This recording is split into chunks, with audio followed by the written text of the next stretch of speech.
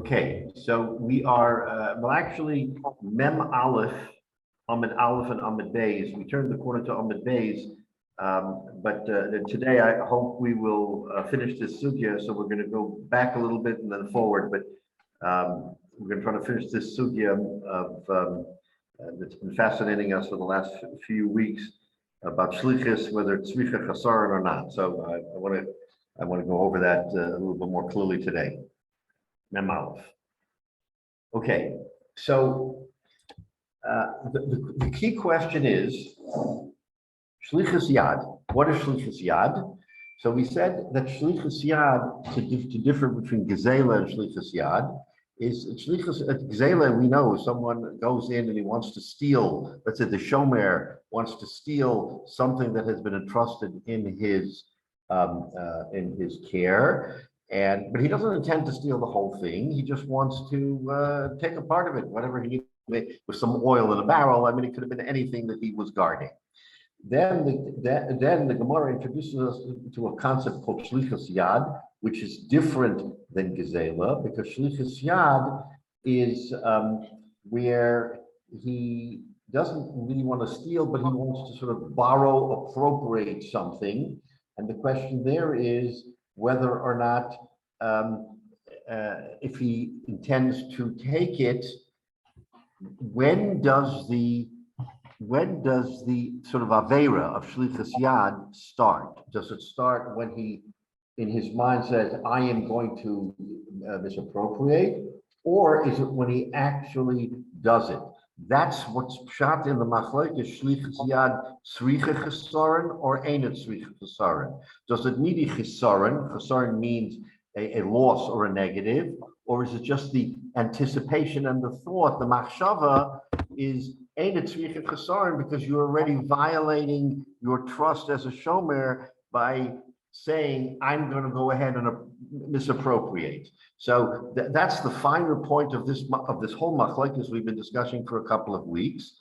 And so that's what we have to understand. Now, the source pasuk, it's appropriate to think about this because gezela, the Torah says, v'heishim is gezela. It says a pasuk vayikra, you steal, you have to return the gezela. That's how you exonerate. Now, what is this shlichus yad? That has nothing to do with gezela. So if you have a finish or you just want to hear along, there's a pasuk in Shemos and Mishpatim, which is in Perek Chav Beis pasuk tes. It says, "Ki yitein ish el re'ehu." Person gives his friend chamor or shor said, "V'chol behema lishmor," to watch. Umeis, it dies, or nishba. And it dies, or it gets stolen, or it gets hurt, or something like that. Then ain't roeh. Then he really doesn't have to. I mean, he doesn't have to pay for it. Shvuas Hashem tiyeh ben shneihem. There should be a shvua between the two. Im lo shalach yadav b'mleches re'ehu, that he didn't shalach yad, shlichus yad. He didn't stretch out his hand. So that's the source pasuk, right? And then it goes on to say, but if he stole from him, you shall he has to pay. Okay, and all right. So that's the source pasuk for shlichus yad. Different pasuk in gezela, and that's pshat shlichus yad. So now the question is, shlichus yad, does it need an actual conversion or not? So last week in the Gemara, when we had this discussion, so the Gemara on Daf Mem Aleph Amid Aleph, about maybe 10 lines up from the bottom of wide lines. You have the wide lines and you have 10 up about from there, said that there was a machlokes between Rav and Levi as to whether or not shlichus yad, tzricha chesaron. And the Gemara goes back and forth. If you remember, that there was a shepherd, and he was watching over a flock, and then he took a siesta in the middle of the day because that's what everybody did, or because a lion or a wolf came and attacked the flock. I mean, that was a whole story in there. And the bottom line, what we concluded from there is that Rav is the one who says shlichus yad, tzricha chesaron. So I'm not going to go over the whole Gemara, but the upshot of Rav's psak is that it tricha chesaron. There has to be a chesaron and a palpable loss in order for shlichus yad to kick in. Otherwise, there is no shlichus yad. If there isn't a deficit, a chesaron. Okay, so now we'll pick up from 3 lines from the very bottom. So we concluded that Rav says shlichus yad tricha chesaron. So in that machlekes, by default, Levi is the one who has to say shlichus yad ain't it tzricha chesaron because it's a machlekes between the two. Says the Gemara, Levi sava shlichus yad ain't it tzricha chesaron. So the Gemara now says on Mem Aleph Amen Aleph, the bottom 3rd line, that Levi says shlichus yad ain't it tzricha chesaron, that a shlichus yad does not need chesaron. My time of the Levi. What's Levi's reasoning? So now here we have to be very careful and listen to what the Gemara is telling us. Omer Rabbi Yochanan says, Mishum Rabbi Yossi ben Nahoroi. Rabbi Yochanan says in the name of Rabbi Yossi ben Nahori. Okay, why do I say that? Because Rabbi Yochanan has a different opinion from Rabbi Yossi ben Nahori, but he's quoting Rabbi Yossi ben Nahori, and he says as follows. Now, the pasuk of Shlichus Yad is said twice in the Torah, once by Shomer Chinam and once by Shomer Sacha. It actually says it twice. We know that the Torah does not in any way encourage any superfluous language. Everything is b'tzimtzum, is really very, very minimal. So l'chayra, it should say it one time, and we would learn whatever we learn from Shlichus Yad. But the Torah goes out of its way to use the term shlichus, this pasuk shlichus yad, once by shomer chinam and once by shomer sachar. And we know that the only difference between shomer chinam and shomer sachar is that a shomer chinam is not chayiv in geneva and aveda, because he's only chayiv in pshia, he has to be in carelessness. And the shomer sachar takes upon himself chiyuv and geneva aveda. And that becomes a very important distinction, as we'll go through in the Gemara. But yet the pasuk of Shlichus Yad is repeated twice. So the Gemara says over here. So it says. So Rabbi Yochanan says in the name of Rabbi Yosef ben Aroi, he says Mishuna, that there is a difference. Mishuna, there is a difference. Shlichus Yad ha'amur b'shem machinam, b'shem sachar, mishlichus Yad ha'omer b'shem machinam. That the Torah wasn't just saying it happenstance. He says that there is a difference between the two, so it has to repeat both of them. So, and he's going to give us the understanding of why, that you can't say one and it will cover both. Okay, so let's hold that. We now know that according to Levi, shlichus yad ain't a tzricha chesaron, but you have to have a difference between Shem Mechinam and Shem Esach. Now, turning to Mem Aleph Amud Beis, the top of the line, Va'ani Omer, says Rabbi Yochanan. So now Rabbi Yochanan is showing his colors, and he's saying that I ain't a Meshuna. I do not require a repetition. In other words, there's no difference between Shlichus Yad of a Shomer Chinam and of a Shomer Sachar. Now, in and of itself, we don't know what that means yet, except for the fact that in order to understand Levi's reasoning, the Gemara tells us that there has to be 2 iterations of Shlichus Yad in order to understand Levi. So clearly, Rabbi Yochanan is going to argue on that, and he's going to take a different position. But the Gemara is going to unfold to us what that position is. Okay, so now let's go back to Rabbi Yossi ben Aroi. Okay, says the Gemara on the top line, my Mishuna. What is the difference of why the repetition? Okay, that you have to say it twice, once by Shem Chinam, once by Shem Sachar.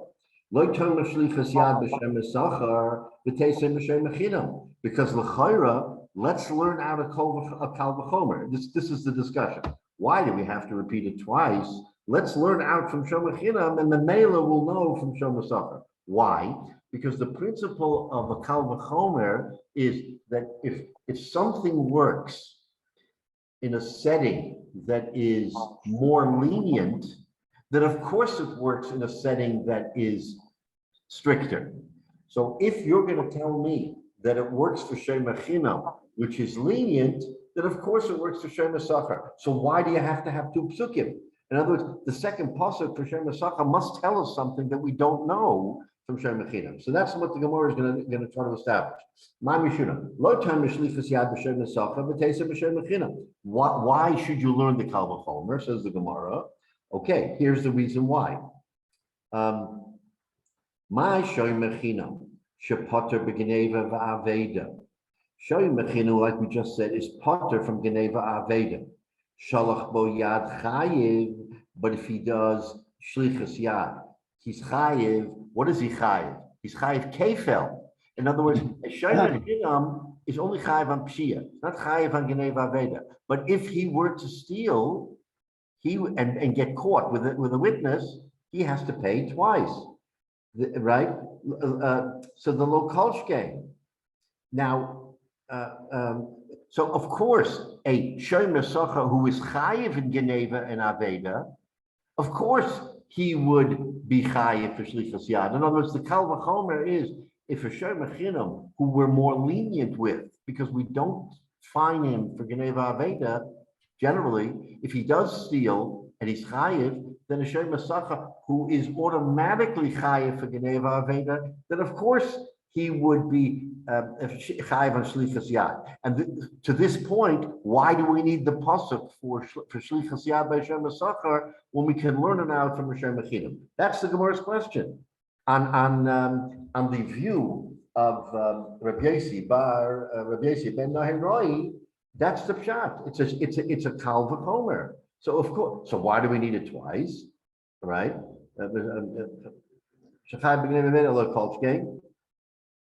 So that's the question. Okay. So then,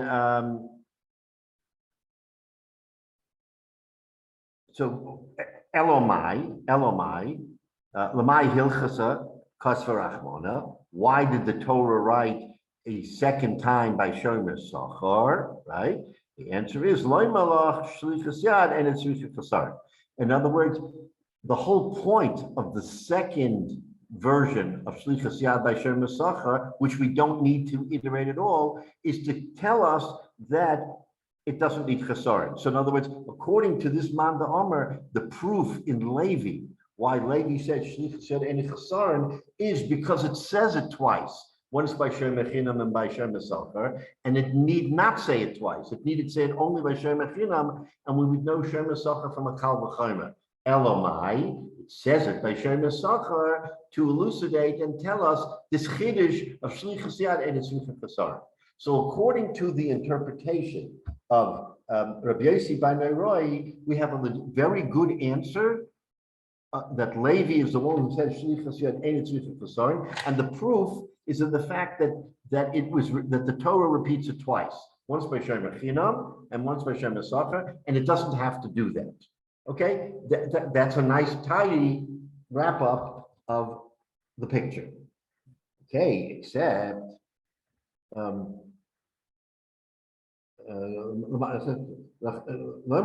okay, va'ani, right? 6 or 7 lines. Va'ani says Rabbi Yochanan, ani omer. Eina Mishuna, Rabbi Lezer. I say that it does not need repetition, like Rabbi Lezer. So who is this Rabbi Lezer? In other words, he is disputing the view that you need it twice for this purpose, and he's saying, Rabbi Lezer, the Omar, because Rabbi Lezer says, Do v'do achasi, that the pasuk of shlichus and chasarim by shomer chinam and by shomer sochar is one. Achasi, it's one. My do achas. What does it mean? It's one. What does that mean? Says the Gemara, because there's no kal v'chomer. He's going to slug up the kal v'chomer. The point of the kal v'chomer was to show that the second shlichus yad by shomer sochar is superfluous, except that it comes to teach us shlichus yad and shlichus kasar. Comes Rabbi Yochanan and says, no. It's not superfluous. There is no kal v'chomer. Why? The ikal mifrach, because you can slug up the kal v'chomer and ask the following question. Ma'ala shomer chinam shekem mishalam tishlufi kefel v'ton tanas ganef. There is a difference. A shomer, the only way a shomer, kal v'chomer works, as we know, is if it kal and chomer. You have something that is easier to understand, and you say this is the outcome. Then, of course, something that's more difficult to understand, the outcome has to be that. That's pshat kal v'chomer. But here, that doesn't work, says Rabbi Lezer. Why? Because the kal isn't kal. In other words, shomer chinam, he says, wait a minute. There is such a thing as kefel by a shomer chinam, which doesn't exist by a shomer sachar. Because the only reason why you have kefel by shomer chinam is, as we said before, a shomer chinam is not machayiv in geneva aveda. So if he goes ahead and steals, and then a witness comes and says, "Oh, he stole that item," he has to pay kefil. He's fined. A shomer sacher is automatically chayiv b'geneva aveda. He never comes to the point where he has to swear and deny that he took it. It doesn't matter. He's automatically chayiv. So there's never a scenario where he says one thing and the witness says something else, and he has to pay kefil. There's no kefil. He's chayiv ab initio. At the very beginning, he's chayiv for geneva. So what do we see? That a shomer chinam is more chamur, it's more stricter than a shomer sacher, because a shomer chinam has kefel and a shomer sacher doesn't have kefel. So if you're going to tell me a shomer chinam is stricter, then there's no kal v'chomer. And if there's no kal v'chomer, then we're back to square one. What do we need the two? That's why we need the two different psukim by shlichus yad, because you can't learn out one from the other. That's Rabbi Lezer's theory, and Rabbi Yochanan subscribes to that theory. So notice Rabbi Yochanan doesn't agree with the view of Rabbi Yossi bar Nahoroi that there's a kal v'chomer, because he says, what kal v'chomer?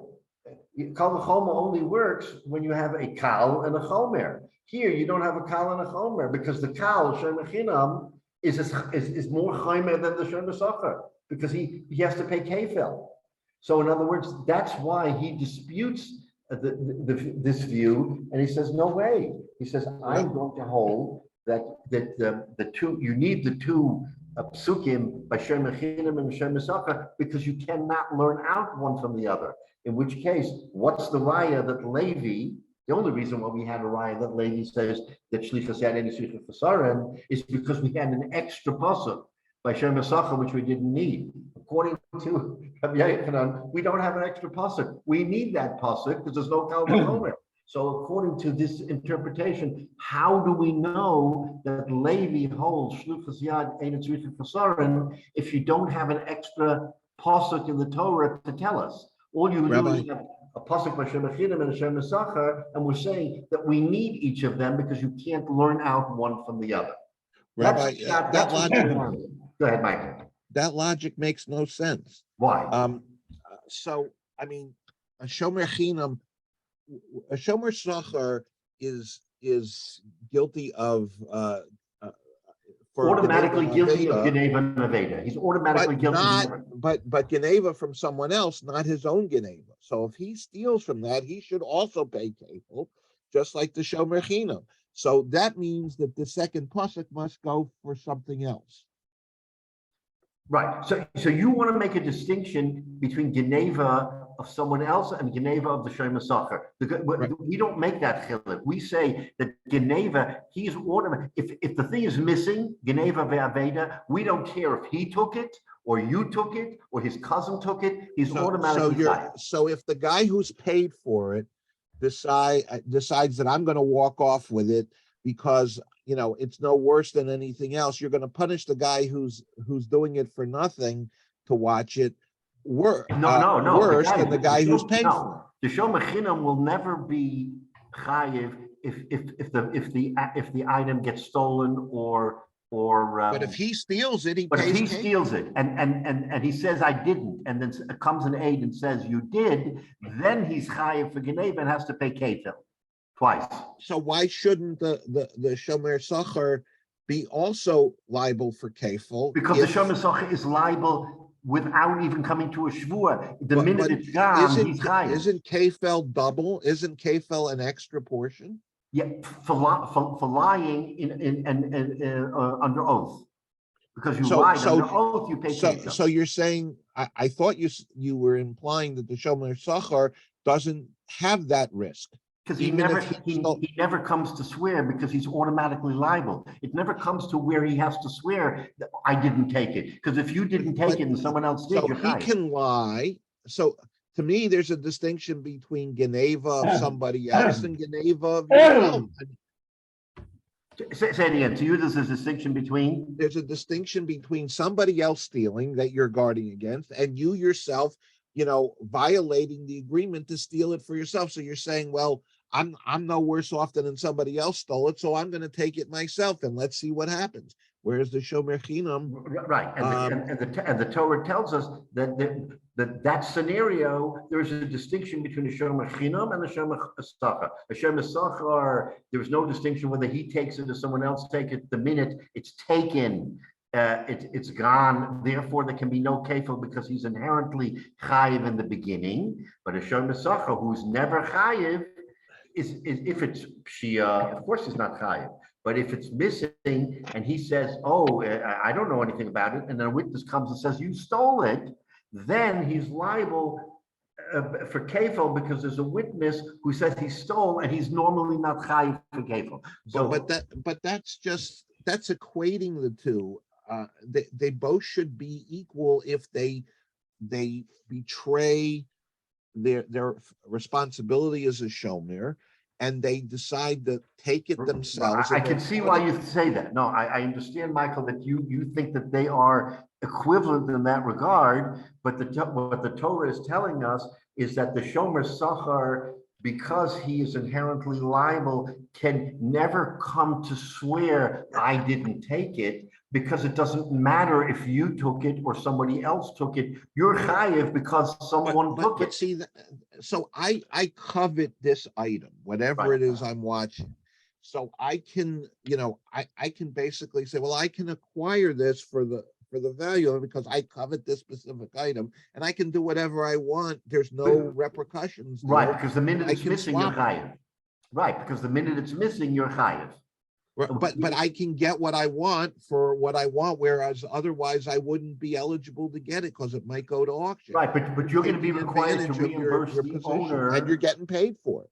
Right, but you have to then reimburse the owner for that missing item. For the value, but the value, it may be more intrinsically valuable to me. Plus, I got paid to watch it.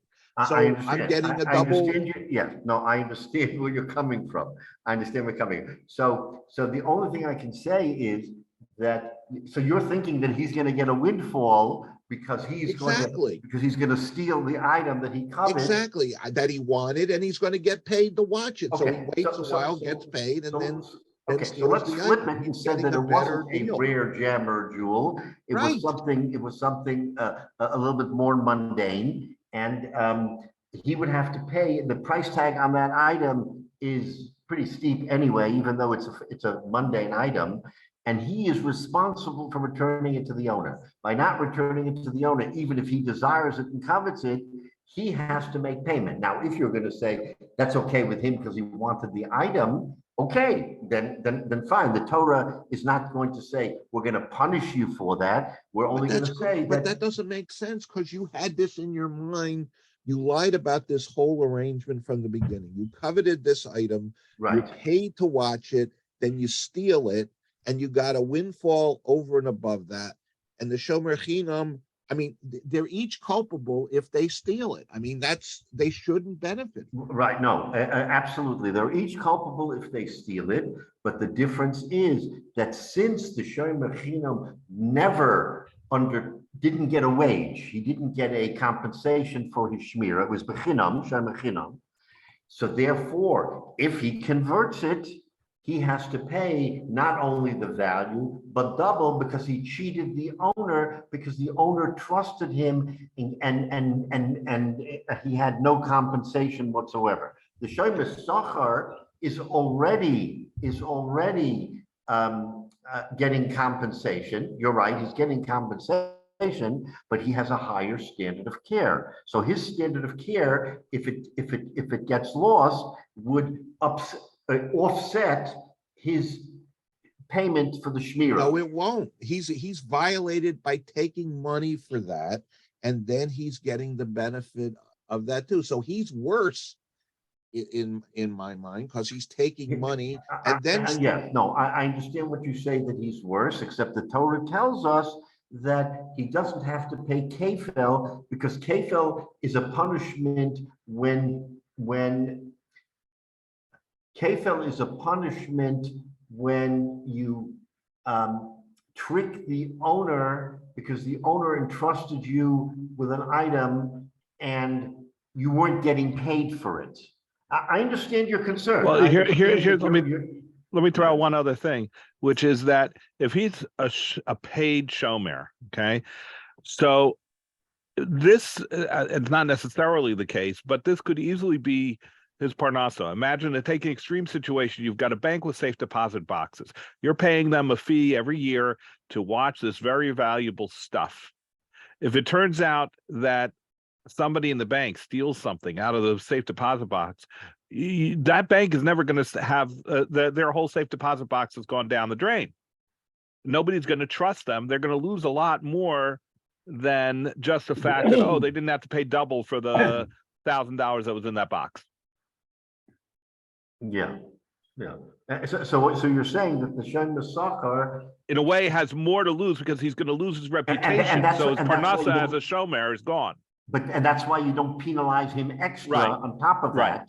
Right. Because he's already incurring a loss. Right. He's hurting himself, whereas the shomer chinam might be like, oh yeah, it's a crime of opportunity, and so we want to discourage that by charging kefel. But it's not like he's going out of his way to try to guard a whole bunch of stuff and then to figure out which stuff of it can I steal, because that's not his thing. He's doing it as a favor.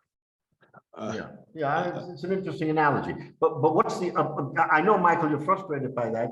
But let's keep our eye on the prize.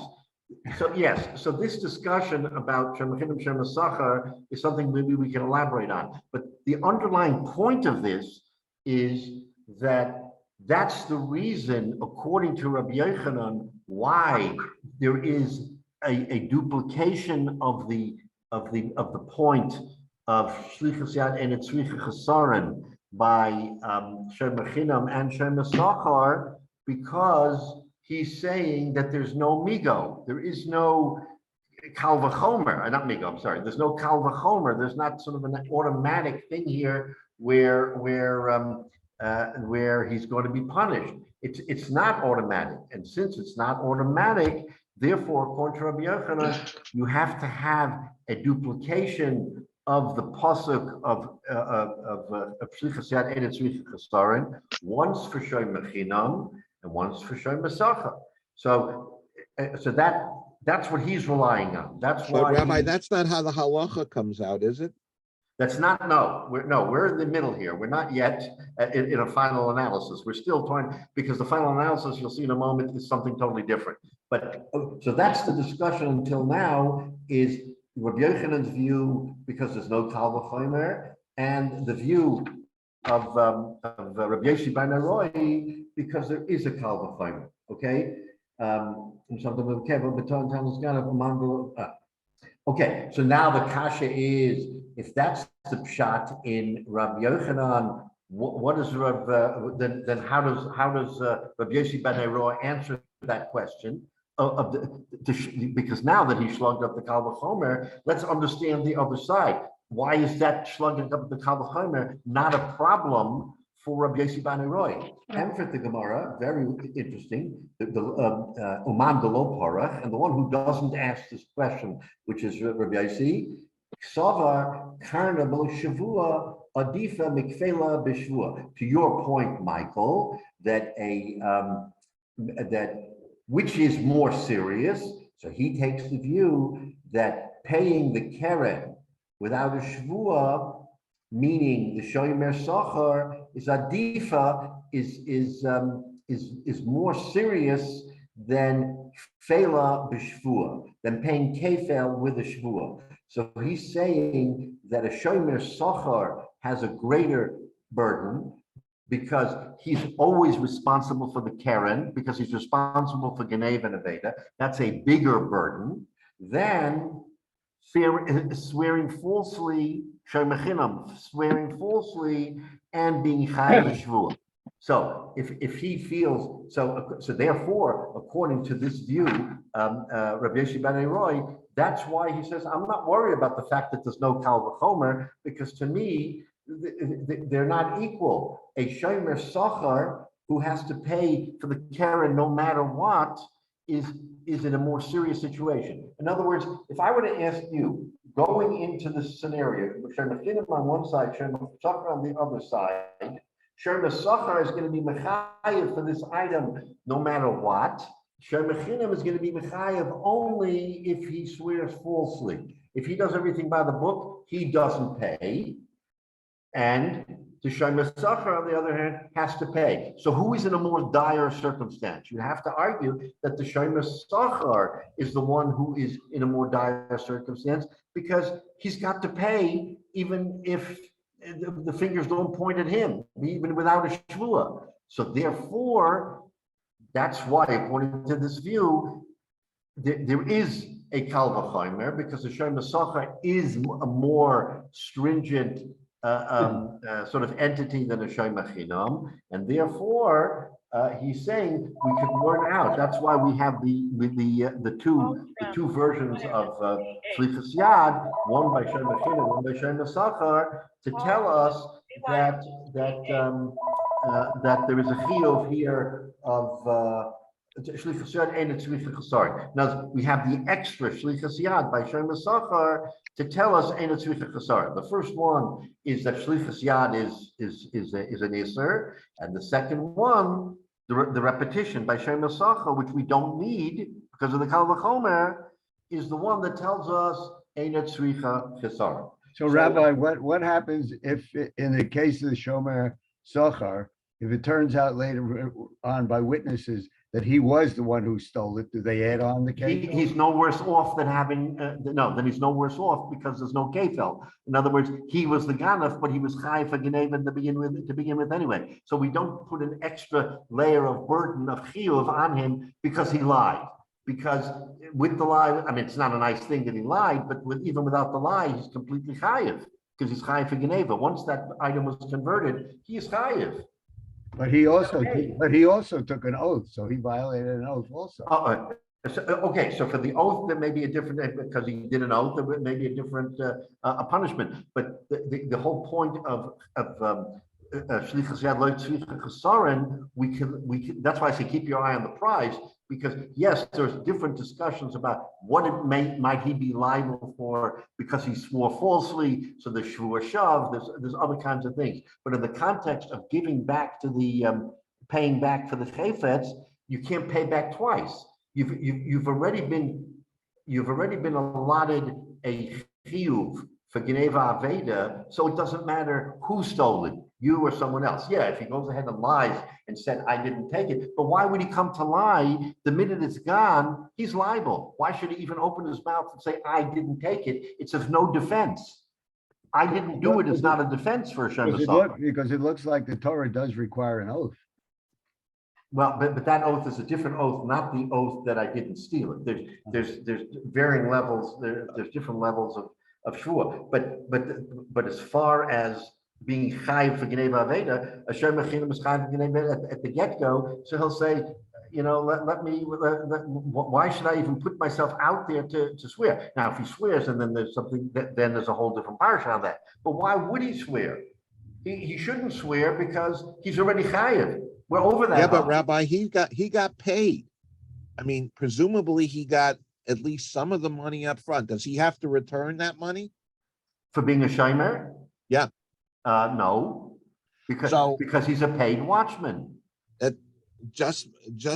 You're saying it's unjust enrichment because he got paid for it and then he stole. So, right? I mean, that's your concern. It makes no sense. I'm sorry. Right. So on the Shemira part, you have a good question. So let's hold that off because we're going to address the Shemira part. Maybe the Mefarshim may deal with that a little bit differently. How do you pay him as a shomer when he goes ahead and steals the item that he's guarding? Okay, I grant you that's a different subject. But when it comes to the question of can we learn out shlichus yad ein chasaron, the Torah is telling us that since it's repeated twice, and the second one is technically superfluous because we could learn it out from a kal v'chomer, therefore the fact that it says it comes to be mechadesh. That's the chiddush, that shlichus yad ain't tzricha chasaron. That's how Levi learns pshat. You have a difficulty, quite right, with the whole concept of this shomer sacher being a crook, because here he's paid as a watchman, but maybe his intent was never to steal. He just wanted to be a good watchman. And then all of a sudden it dawns on him, I need this particular item. Let me go ahead and take it because I'm chayiv for it. But wait a minute, if he's chayiv for it, then of course that would offset his guardianship money. In other words, if he got $100 to watch and the item was worth $100, then at the end of the day, he will get nothing because he will pay for the Geneva out of the money that he was paid to watch. That sounds like not a particular. But the shomer chinam has to pay the $100 without getting anything, so he gets to return. No, the shomer chinam has to pay nothing unless he steals, in which case he has to pay $200. So in other words, yes, that's even worse, and he's not getting paid for it.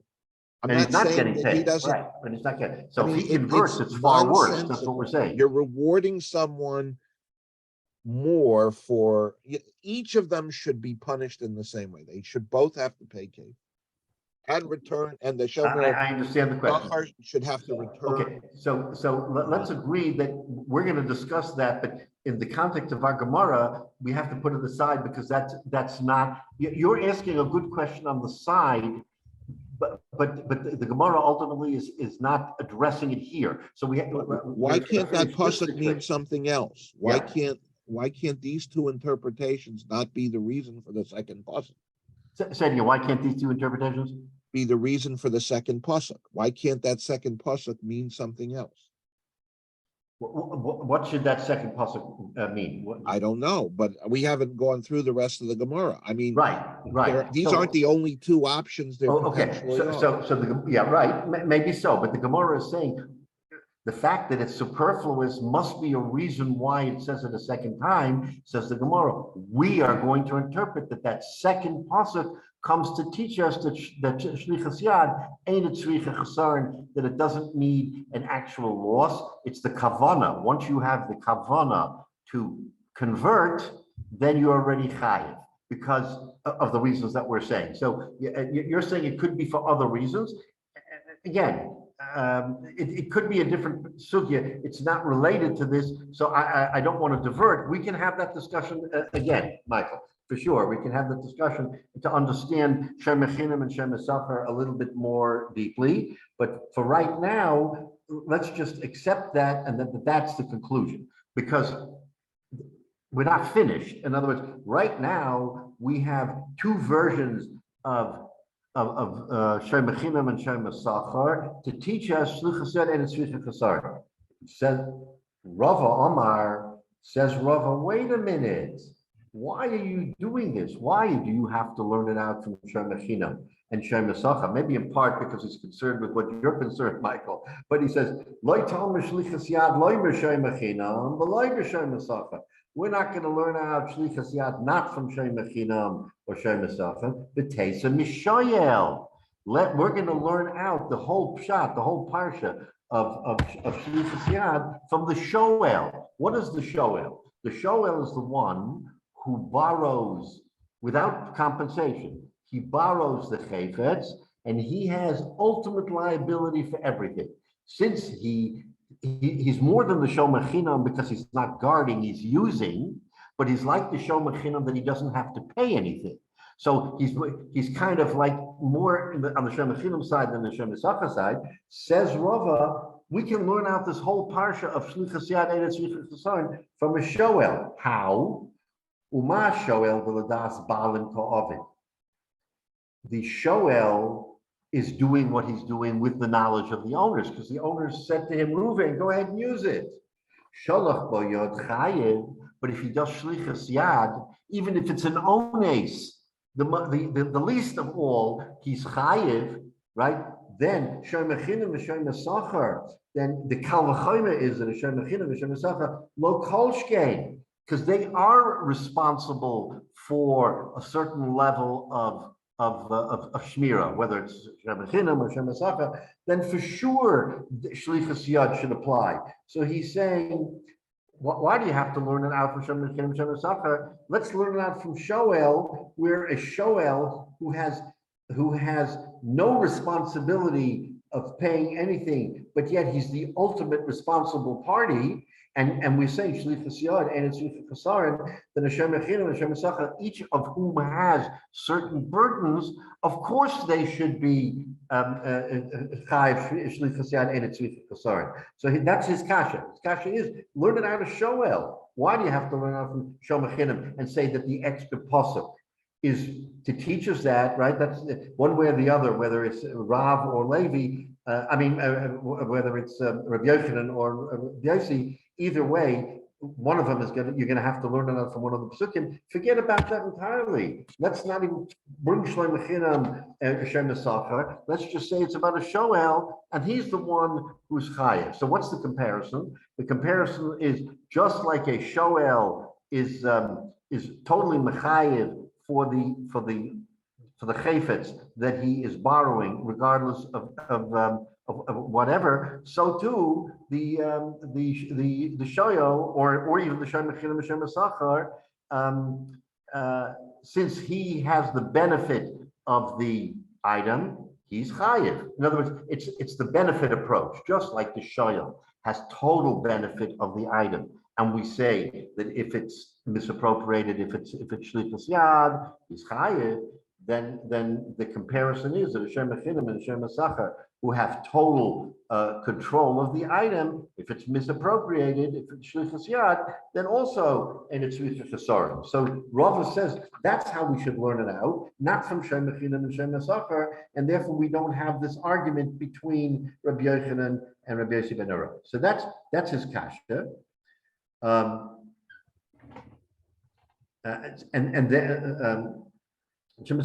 kolchke. So then, frek the Gemara, lama nemar achad, lama nemar. So then, why do you need it? Why do you even have it by Shem Echinim Shem Esacha? If your kasha is a good kasha, we're learning it out from Shoel. Why did the Torah even allude to shlichus yad by Shem Echinam and Shem Esachar? Says the Gemara, chada loy malach shlichus yad and it's shlichus kasarim. One reason must be because shlichus yad, again, we're trying to prove Levi. We're coming to the defense of Levi and saying, you know why Levi said shlichus yad and shlichus kasarim? Okay, so we wanted to learn that from Shem Echinim Shem Esachar, Kal v'chayma, yes, no. Okay, says Rava, forget about that. We are really learning it out from Shoel. So why does the Torah actually say shlichus yad by Shem Echinam and Shem Esachar? Says the Gemara, chada loy malach shlichus yad and it's shlichus kasarim. So one reason is to tell us of shlichus yad and it's shlichus kasarim. That's one learning. The idach, and the second repetition by Shem Esachar, shelo tomar deyo lovo minadin lios kinidon. So we have an interesting discussion. What does this mean? That the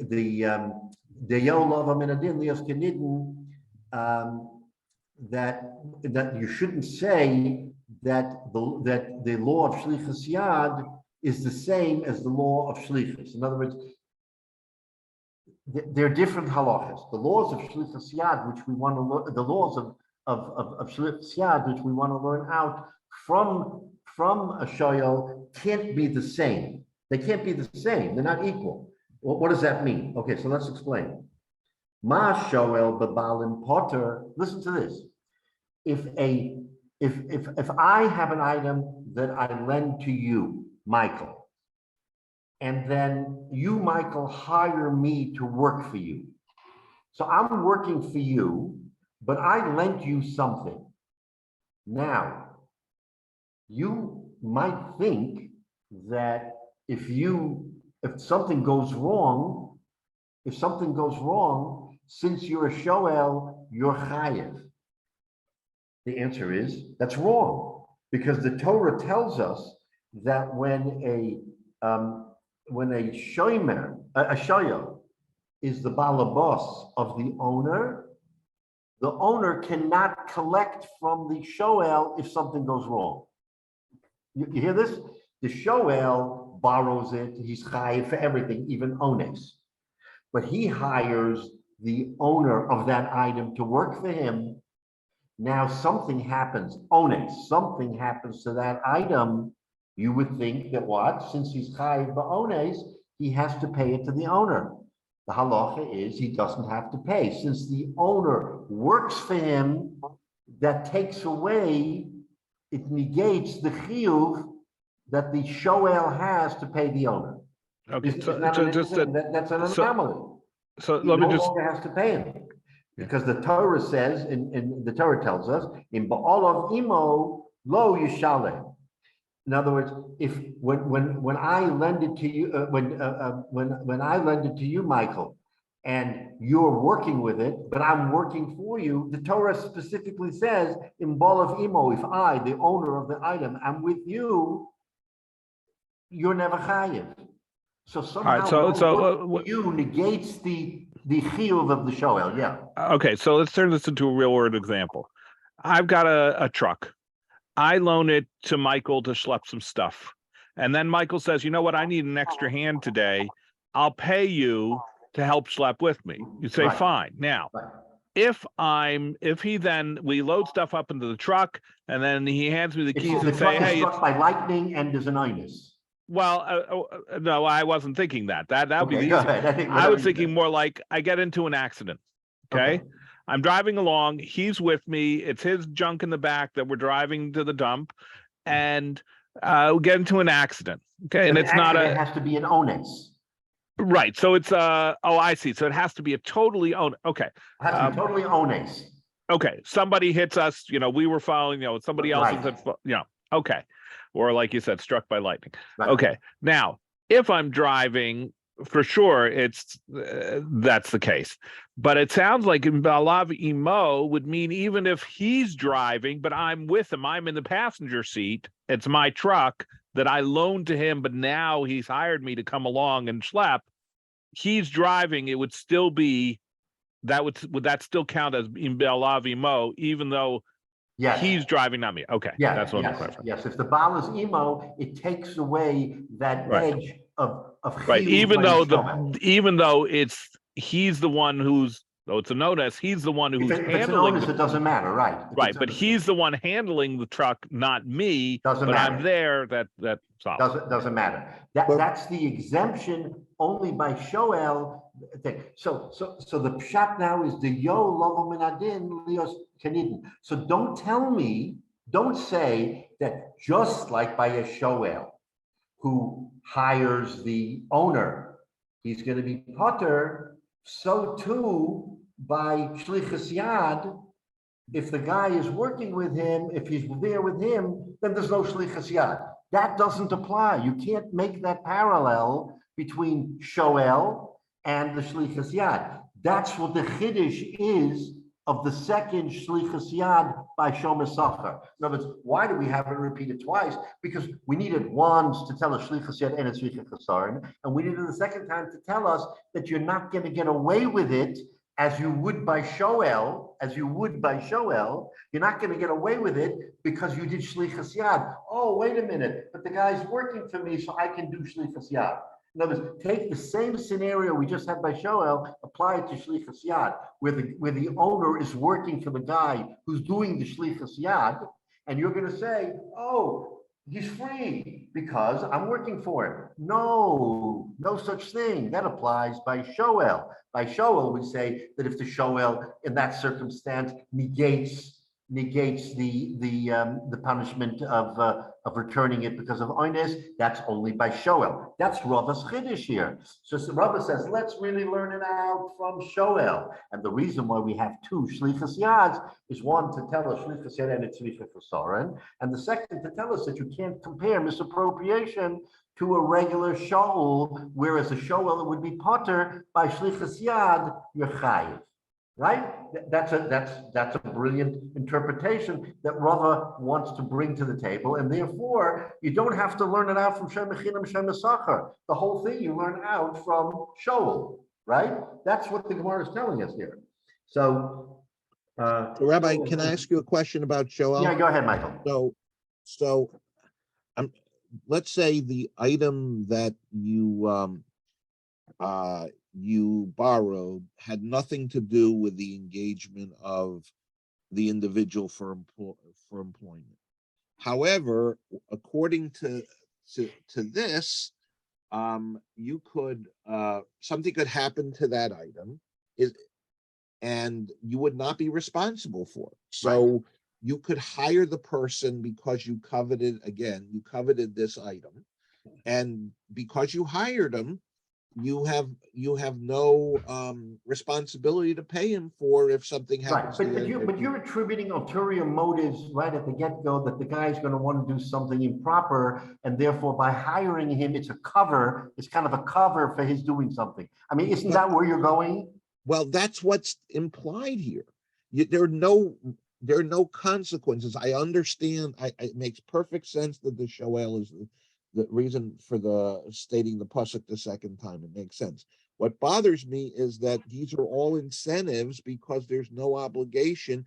One may have nothing to do with the other. Just because you hired that person has nothing to do with the fact that you're still responsible for taking care of that object.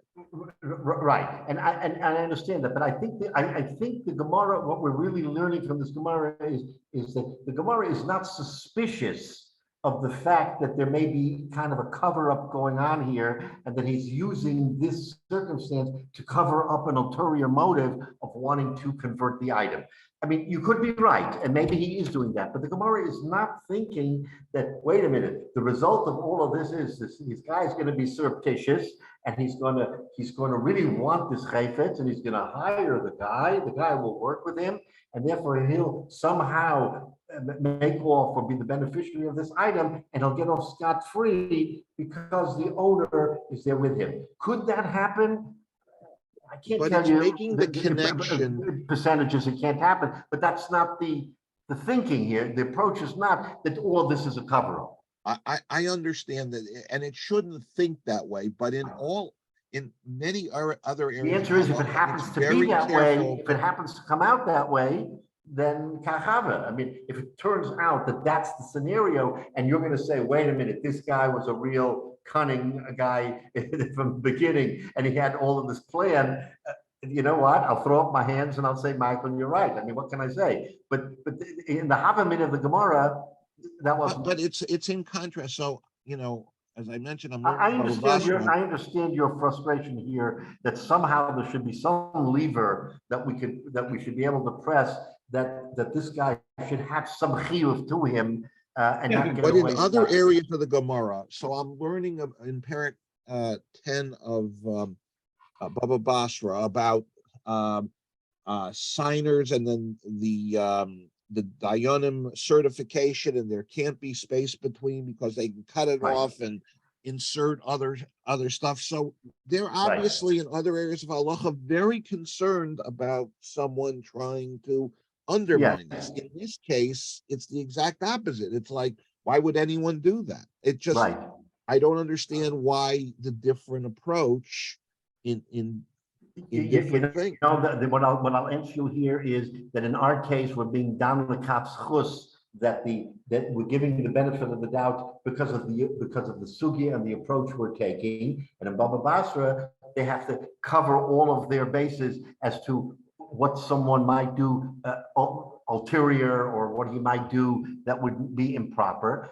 And again, it's like a whole cholent. If you take the Bava Basra, the Bava Metzia, and what it says over there in Bava Kama, and we all put it together, then we will have one continuous piece of which there will be different parts, and we're going to have to sort of figure out how to protect here, how to protect here, how to slice this off. So I'm not arguing and saying that it isn't a concern. I think what the Gemara is trying to focus here is look at the upshot of this particular situation. Yes, you want to bring in that suspicion that the Gemara there in Bava Basra is talking about. Yeah, we can talk about that, and we can sort of, how do we safeguard? But it's not totally within the realm to worry about that issue as we're trying to sort out this issue. I'm not saying it isn't, Michael, that you're not right in saying, well, what if? I mean, the guy really may be, on a track here to try to get out of something improper. And maybe in that scenario, we'll have to put our heads together and figure out exactly how we're going to take him down or what the chiyuv will be. But in its purest form, what Rava is telling us is isolating our situation from every other situation that the Gemara talks about. We have a situation where we can answer the question as to why the Torah has said twice shlichus yad is because because shlichus yad ain't tzivur chasaron, and B, because of this whole principle of the Ya'alav Amadin Lias Kanidin, that you can't always, that they're not equal, and therefore, under our circumstances, we're talking about when the Balabas is part of the Parsha, is he used in the case of Shoel, then it exonerates the Shoel. Your question about the motives of the Shoel, fine, that's a Bava Basra issue. And again, we have to address that, but not at this point. So right now, Rava seems to have given us a legitimate out as to why we don't learn from Shem Mechinim and Shem Mesachar, only from Shoel. So let's just go to the next line complete, because the logical next question is, okay, that answers Levi as to why shlichus yad ain't tzricha chasaron. But what about Rav? Rav says shlichus yad tzricha chasaron, that it needs a chasaron. What does he do with all this wonderful evidence, that all this wonderful interpretation that Rava has given us? What does he do with it? So the Gemara asks the question. And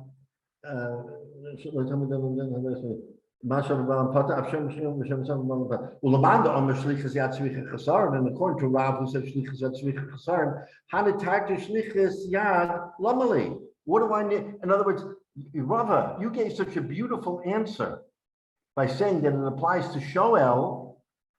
What am I, Rav, going to do with my interpretation, which we learned last week, that because it says twice by Shem Mechinim and Shem Mesachar, I learn out shlichus yad tzricha chasaron.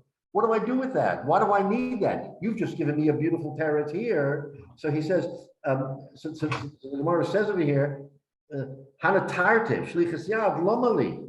What do I need him for? So answers the Gemara, no. Even according to Rav, we have a good answer. Why? The same thing that we just said now, that we could learn out that they're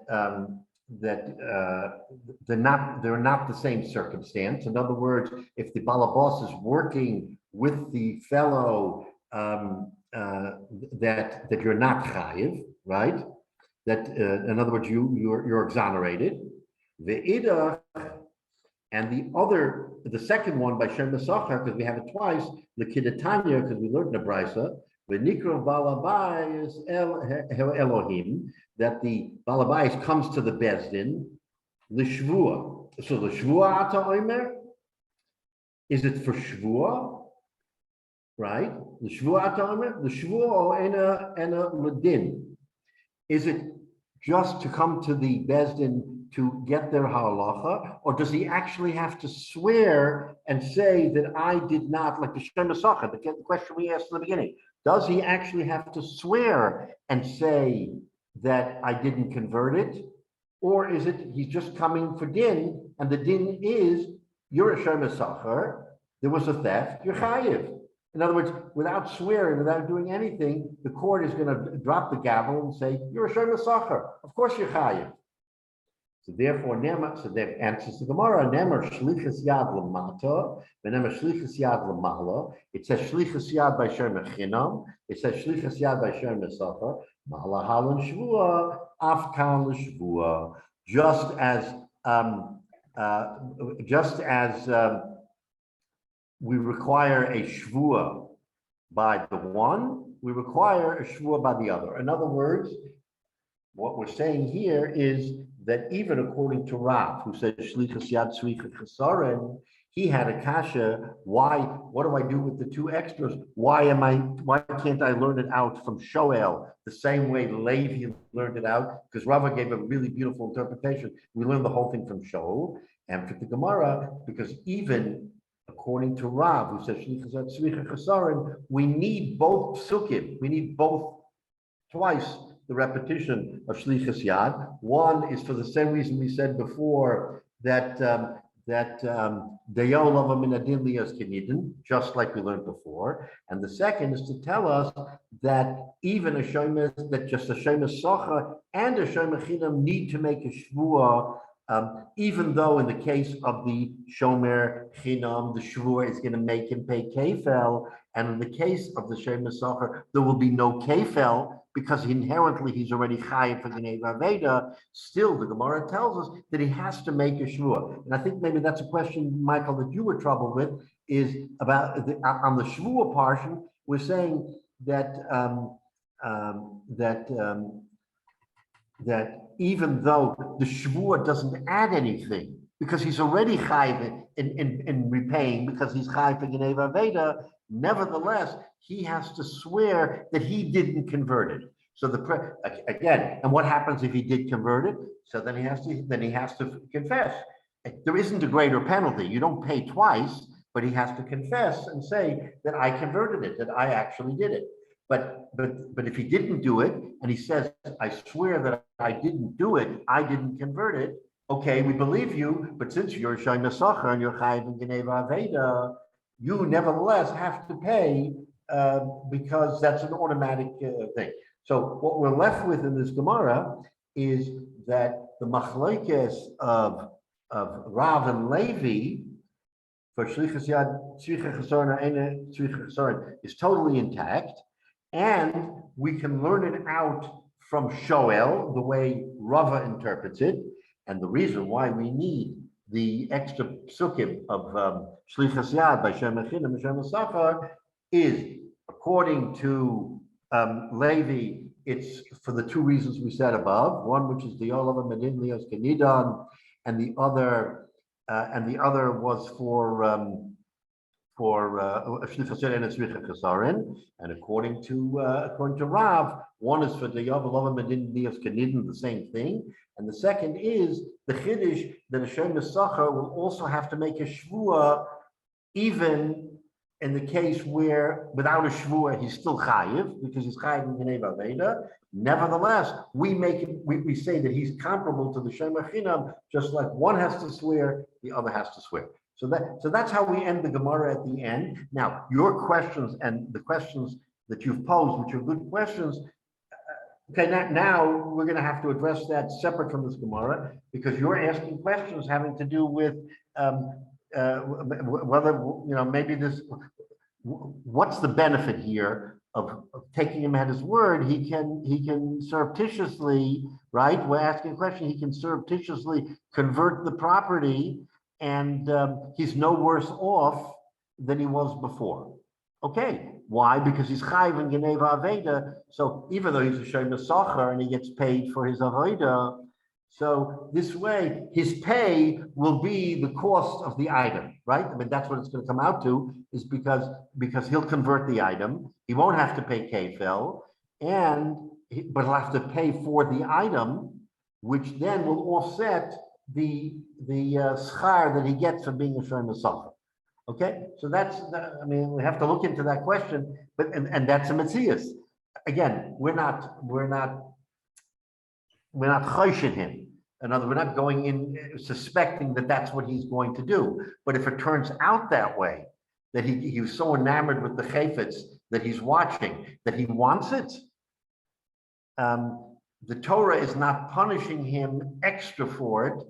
The Torah is just saying, you are chayav for Geneva Aveda, you have to pay for the item. You may say, Michael, that's not satisfactory because he is forcing the seller's hand by taking an item and paying for it, and the owner never wanted to sell it. He just wanted him to guard it. And here he's going to lose the item because the guy converted it, and he's not being penalized because it's like any other Geneva. It's like Joe Blow stole it. So, And in fact, he's getting paid to do that. and he's getting paid to do that. Whereas So Menashe that's a said different question. But as that's not a Menashe- question here. So that's a question that we have to think about. What answer? What protection can the owner have from the Shomer Sacher that shouldn't happen? So we have to think about that. And off the cuff, since we're not penalizing the Shomer Sacher, you would think correctly that there is no penalty because he's basically giving up his compensation for taking the item. As Menashe said, he's probably giving up his career as a Shomer Sacher. Say it again, David. Menashe said he's probably giving up his career as a Shomer Sacher. You're right. He's giving up his career as a Shomer Sacher because now he'll be chayshit. Right. So maybe that alone is enough of a deterrent. But if the item is so unique that he wants it, then maybe that reputation doesn't matter to him because he's going to get what he gets. But it's an interesting, Michael, you hear what Menashe is saying. Menashe is saying that there's something else at stake here for the Shomer Sacher that he may lose, and that is reputation. And maybe that's something worth it to him. If it's not worth it to him, then we have to think of another scenario as to how do you get your clutches on him that he shouldn't do it. But again, the Gemara never goes in necessarily with the chashad that, I'm chayshid him, I suspect him, he has an ulterior motive. No, he has no ulterior motive. It just may be circumstances dictated and it came to his hand and he said, oh, I could use this item. Let me just go ahead and take it for myself. And so I'll pay for it. I'll pay for it because I'm chayiv anyway if it's stolen. If somebody else steals it, so I'll steal it. No big deal. But that's a tzorach. I mean, we have to look at that a little bit closely, but it doesn't negate what we want to accomplish in our Gemara, that ultimately we have reconciled the machlokes between Rav and Levi and also reconciled why there are two psukim for Shlichus Yad, for Shem Mechinim, Shomer Sacher, because we need those two psukim. So it has nothing to do with Kal V'chomer, it has nothing to do with anything, but we need those two psukim. So that's how, Baruch Hashem, we've come to that conclusion. So Mitzvah next week we'll pick up from Mem Beis Amud Aleph, but after several weeks, and I have to tell you that as the last few weeks we've been doing the Shlichus Yad issue, I had some trouble with this. I went through it. And last week when I learned it, I said, something is really troubling me here. I didn't quite completely grasp the entire sugya, but I did it again this week. And then yesterday I was reviewing it before Mincha, and I'm looking at it and say, something, it's starting, now I understand it a little bit more clearly. So it really came to me again when I reviewed it. This is why you have to review again and again and again, because there are times when you read it, you think you understand it, and then there's a question, there's a cloud, and then you do it again, and then you realize, oh, now it becomes clear. So yesterday it became a little bit more clear to me how Rava's interpretation really fits into this whole thing. So from that standpoint, I feel a little bit more satisfied. But I understand, Michael, you have a good question, and we have to take a look. And maybe it's the Gemara in Bava Basra that has to be plumbed more deeply to understand what penalties there might be for that shoel when he converts it, because otherwise, what's his loss, right? But you see that we're making him make a shvua. And we've said this time and time again, a shvua is not a light thing. People don't make shvuas just to make shvuas. If you're forced to make a shvua, you got to think 3 times, do I want to make this shvua, or does it really affect me? So maybe the hope is that the shvua will deter him from maybe doing something that he shouldn't be doing as an ulterior motive. But anyway, it's Tzorach. So, all right, Baruch Hashem, we finished this sugya. So Mitzvah next week we'll continue with the Mishnah on Mondays.